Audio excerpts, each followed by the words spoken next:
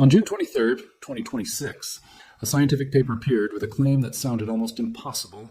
Human DNA had been recovered not from a skeleton, not from a tooth, and not even from dirt beneath an archaeological site, but from the wall of a cave. The invisible traces may have come from saliva, sweat, skin, or a hand pressed against cold stone thousands of years ago. The people who deposited them are gone. Their names, languages, and stories vanished long before written history reached the region. Yet part of them may still be clinging to the rock. For generations, archaeologists studied cave walls as images. Now, for the first time, those same walls are beginning to look like biological archives. And the discovery raises a question more unsettling than the paintings themselves. If DNA can survive on stone for thousands of years, how many prehistoric people have been standing in front of us all along, invisible inside the walls? The study did not begin with a skeleton or a spectacular tomb. It began with a much more difficult mystery. Across Spain and Portugal, caves contain red lines, hand stencils, dots, discs, geometric shapes, and figures whose creators left almost no direct record of who they were. Archaeologists can analyze the pigment. They can study the style. They can date mineral crusts above or below a mark. But connecting a particular image to a particular human population has remained one of the most frustrating problems in prehistoric research.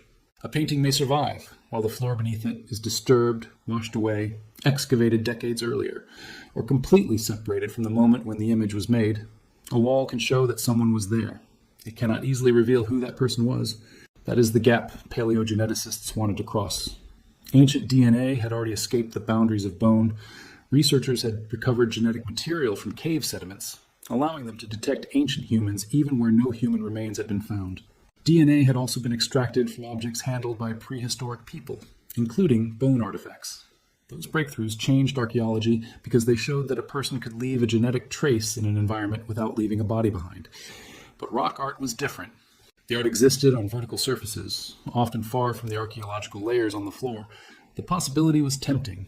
Perhaps the act of painting had transferred DNA directly to the wall. A person might have rubbed pigment with a hand, mixed it with bodily fluids, or blown ochre through the mouth or a hollow bone. Saliva is rich in DNA. Skin contact can leave cells. Mineral surfaces can bind fragments of genetic material. The logic was plausible. The evidence was missing. To test the idea, an international team working through the first art project examined rock art and nearby surfaces across 11 caves on the Iberian Peninsula. Their target included 24 art panels containing simple red marks, triangles, dots, stains, blown discs, large abstract forms, negative hand stencils, and pigment associated with more complex images. Most of the marks were made with red ochre, an iron-rich mineral pigment used across enormous stretches of prehistory. Some samples came directly from pigment-bearing calcite crusts. Others came from bare wall surfaces near the art. At Altamira, one of the world's most famous decorated caves, the team also examined flakes that had naturally fallen from the painted ceiling and pigment collected from dripping water. They even sampled material from inside a bird bone thought to have been used like an ancient airbrush. The operation had to be almost obsessively controlled. Modern human DNA is everywhere. A cough, a fingerprint, a strand of hair, or a careless touch could overwhelm the tiny ancient signal the team was trying to detect. Researchers wore masks, arm covers, and double layers of gloves. Fresh, sterile tools were used for individual samples. Unpainted areas were checked carefully to make sure no invisible pigment was present. Some samples were no more than tiny flakes or grains of mineral. In the laboratory, the material was processed in dedicated cleanroom facilities at the Max Planck Institute for Evolutionary Anthropology in Leipzig. The researchers used extraction methods designed to release DNA from mineral surfaces, converted the fragments into sequencing libraries, and then enriched those libraries for human mitochondrial DNA and selected sites in the nuclear genome. It was less like reading a complete book and more like searching a mountain of dust for a few damaged letters. That damage was important because ancient DNA carries marks of age. After death or deposition, long strands break into shorter pieces. Chemical changes accumulate, especially near the ends of the molecules.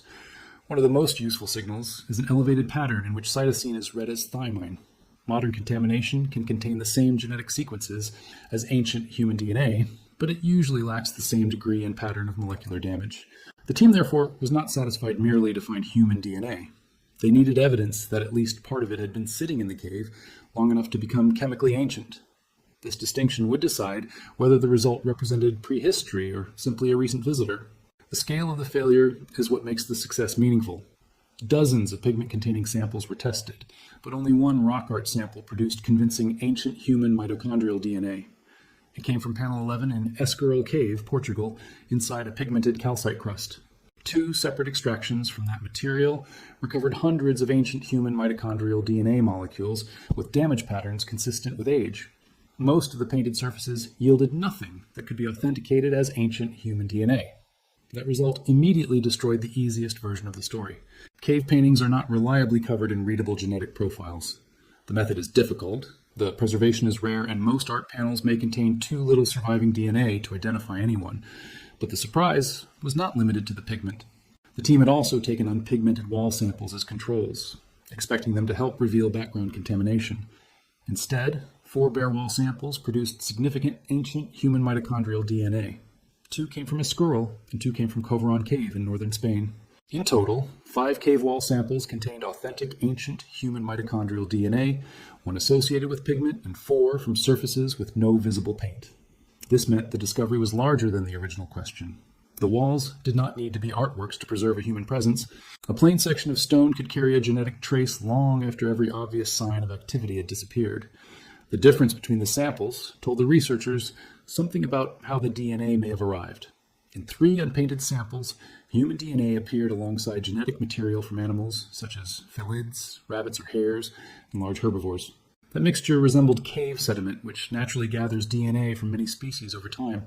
The wall could have been contaminated indirectly by muddy hands, dust kicked upward, sediment smeared across the surface, or water carrying fragments through the cave. In those cases, the human DNA may not represent a deliberate touch. It may be part of the cave's moving environment. 2 samples from Escoural were different. One was the pigmented calcite crust. The other came from an unpigmented wall. In both, researchers detected ancient human DNA, but no detectable faunal mitochondrial DNA. That absence matters because cave sediment usually contains more non-human mammal DNA than human DNA. Finding only human genetic material suggests a more direct deposit. Someone may have touched or rubbed the wall. Sweat or saliva may have reached the mineral. A hand-carrying pigment may have pressed against the surface. The study cannot say which action occurred, but the simplest explanation is intimate human contact rather than random sediment. For a moment, imagine the scene. No writing, no photograph, no grave, just the molecular residue of a body-meeting stone. Escoural makes the possibility even more powerful because the cave has a complex human history.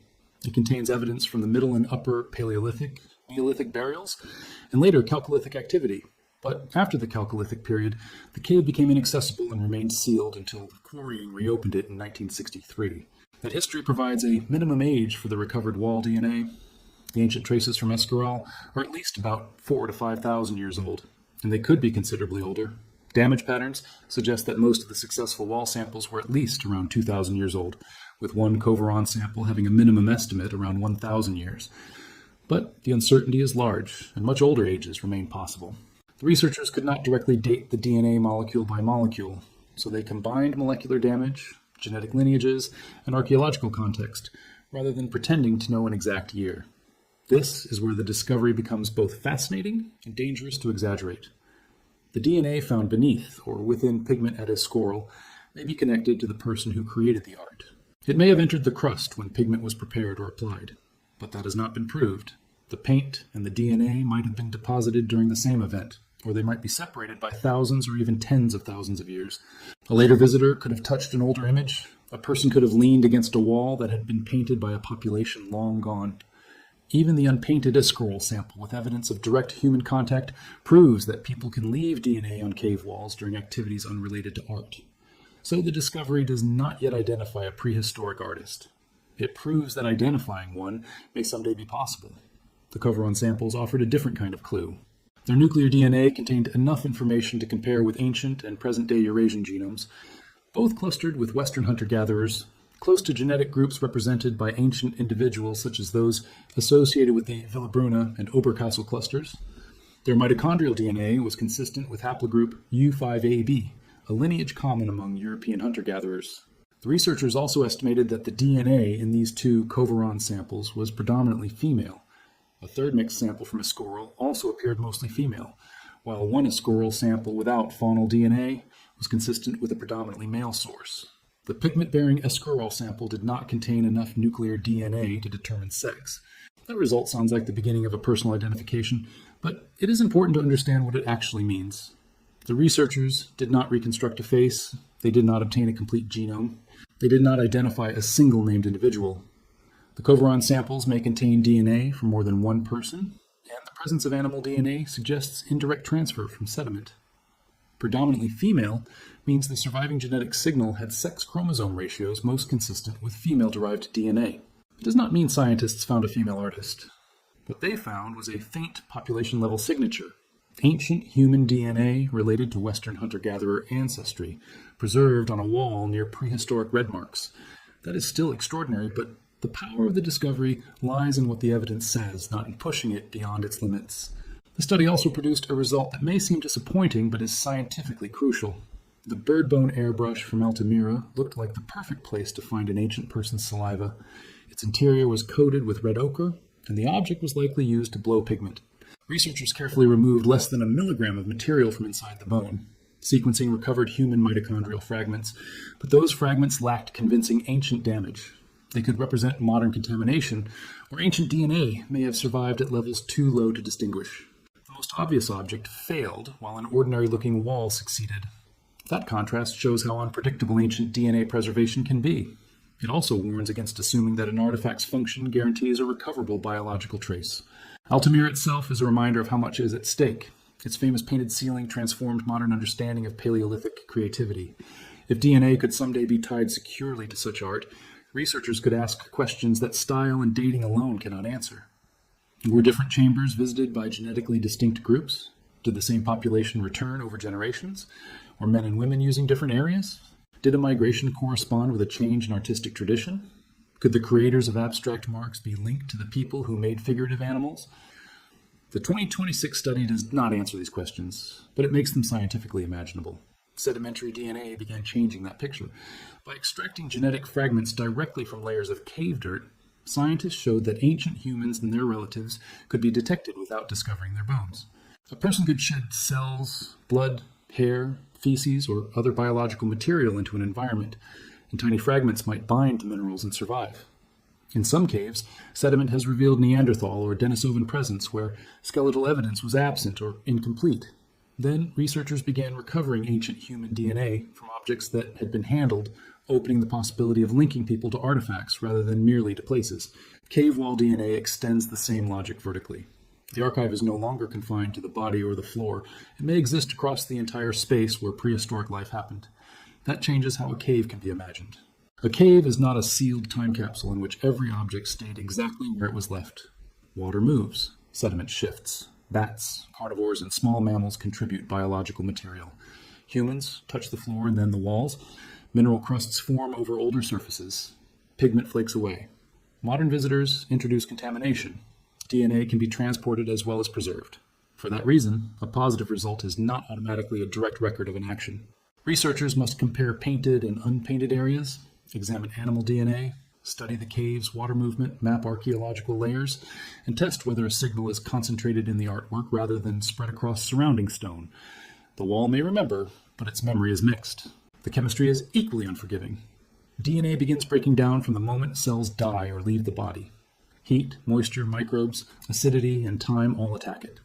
What survives after thousands of years is usually fragmented and chemically modified. Caves can offer stable temperatures and mineral surfaces that bind DNA, but each site creates its own preservation conditions. Calcite may trap material beneath a growing crust. Ochre may interact with organic remains. Water may protect a fragment in one location and erase it in another. The study's low success rate, ancient human DNA from only one of 24 art panels, shows that the discovery is not a simple new machine for reading every painting. It is the proof of a new archive, not yet a routine method. That low success rate may actually increase confidence in the positive samples. If every wall had produced abundant human DNA, modern contamination would be the first suspicion. Instead, the signal appeared only in a handful of places, with characteristic damage and different mixtures of human and animal material. The team used independent extractions, targeted mitochondrial enrichment, nuclear DNA analysis, and comparisons with ancient reference genomes. They also looked for contamination levels and examined molecular damage rather than relying on raw sequence counts. Ancient DNA research has learned through painful experience that spectacular claims require multiple forms of authentication. The fragments on these walls passed enough tests to show they were genuinely old, even though they were too limited to answer every question. The next stage will require better sampling and more suitable sites. Hand stencils are especially intriguing because their production involved direct proximity between a person and the wall. Some may have been made by spraying pigment around a hand, potentially depositing saliva. But the hand stencils sampled at Maltravieso did not yield authentic ancient human DNA in this study. That does not prove such art can never preserve it. It may mean those particular surfaces, pigments, ages, preservation conditions, or sampling locations were unfavorable. Other caves with better DNA preservation may produce different results. Figurative art also deserves more testing, as do layers where pigment is sealed beneath datable carbonate crusts. Future researchers will need to separate 3 timelines that can overlap, but are not automatically identical: when the wall formed, when the pigment was applied, and when the DNA was deposited. If a mineral crust grew over both pigment and DNA, uranium-thorium dating of the crust might help establish boundaries. If DNA is found only inside pigment and not in adjacent bare stone, the case for a link to art production would become stronger. If enough DNA from one person survives, population affinity, biological sex, relatedness, and possibly a genetic date could be estimated. But each step will demand cautious interpretation. A human genome near a painting is not necessarily the genome of the painter. Archaeology is full of associations that appear obvious until chronology proves otherwise. Even with those limits, the potential applications extend beyond art. Imagine a cave with no paintings, no bones, and a floor too disturbed to excavate reliably. Wall sampling might reveal whether humans entered it at all. A sequence of samples from entrance to deep chamber might show how far people ventured. Concentrations on particular surfaces could identify areas repeatedly touched or used. Differences in sex chromosome signals might suggest whether activities were associated more strongly with males or females, although such interpretations would require far more data than the current study provides. Genetic comparisons could indicate whether different populations occupied the cave at different times. The method could turn blank walls into maps of prehistoric movement. The discovery also changes the emotional distance between modern people and cave art. We often describe prehistoric images as messages, but a message implies intention. DNA is different. It may be an accidental signature. A person entering Escoural thousands of years ago could not know that cells from a hand, mouth, or body might remain detectable to strangers in the distant future. They did not leave a name. They may not have been making art at all. Yet the wall preserved evidence that a human body occupied that space. The trace is not a portrait, but it is physical continuity between a living person and the present. And that may be the most important meaning of the study. For decades, archaeology separated objects from bodies. A painted sign belonged to culture. DNA belonged to biology. Cave walls now suggest the two records may sometimes survive together. One can show what a person created. The other can reveal something about the population from which that person came. If scientists eventually connect those records securely, debates about prehistoric authorship could move from speculation toward evidence. Questions about Neanderthals and early modern humans, about migration and artistic change, and about who entered the deepest chambers may become testable in ways that were impossible only a few years ago. But the honest conclusion is not that scientists have identified the people who painted Europe's caves. They have not. The honest conclusion is more fundamental. Stone can preserve ancient human DNA. One successful pigmented sample, 4 successful bare wall samples, and genetic traces reaching back at least thousands of years have opened a door that archaeology did not know existed. The first results are faint, incomplete, and difficult to interpret. Most of the tested art produced no authentic human DNA. The famous airbrush did not give a usable ancient signal.